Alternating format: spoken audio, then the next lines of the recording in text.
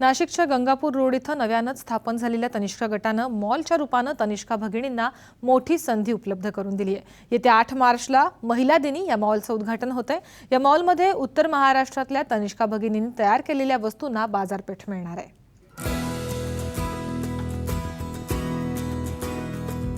तनिष्का महिलांना रोजगारासाठी तसंच पारंपरिक वस्तूंच्या विक्रीत हातभार लावण्यासाठी हा मॉल सुरू होतोय।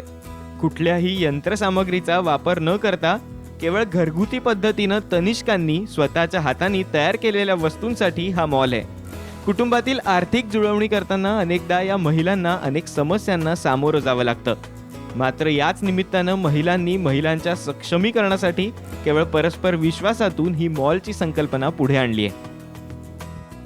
मॉलची जी संकल्पना आहे तर आमच्या खेड्यापाड्यामध्ये राहणाऱ्या ज्या महिला आहेत त्यांना खूपच फायदा, म्हणजे त्याला एवढी सुवर्ण संधी त्यांना उपलब्ध करून दिलेली आहे की कोणी काही कुठे शिक्षण घेऊन आले पण चूल आणि मूल करणारी आमची महिला आज उद्योजिका बनणार आहेत, हे सगळ्यात आनंदाची गोष्ट आहे। मुंबई पुण्यापेक्षा नाशिकमध्ये हा तनिष्कांचा मॉल सगळ्यात आधी सुरू होतोय, याचा आम्हा सर्व तनिष्कांना अभिमान तर आहेच।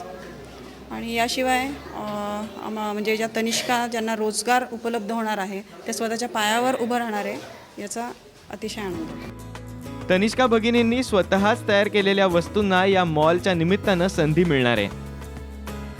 तसं बघितलं तर महिलांच्या हाताला आज सध्या तरी काम नाही, पण इतकं मोठं पोटेन्शियल नाशिक जिल्ह्यात आहे की ज्या अँगलने महिला ज्या वस्तू बनवतात, तनिष्का मॉलची ही जी संकल्पना आहे, जेव्हा इथल्या गटप्रमुख आहेत सुनंदा वस्तवाल यांनी ती संकल्पना जेव्हा मांडली, एक वेगळा विषय राज्याला दिशा देतो आहे।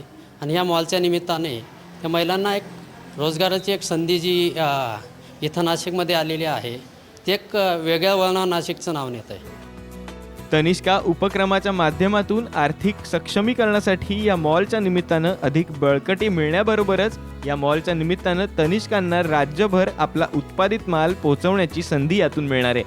ही संधी मिळाल्याबद्दल सर्वच तनिष्कांनी सकाळ समूहाचे आभार मानलेत। कॅमेरामन लोकेश माळीसह जयराम पुरी, साम टीव्ही, नाशिक।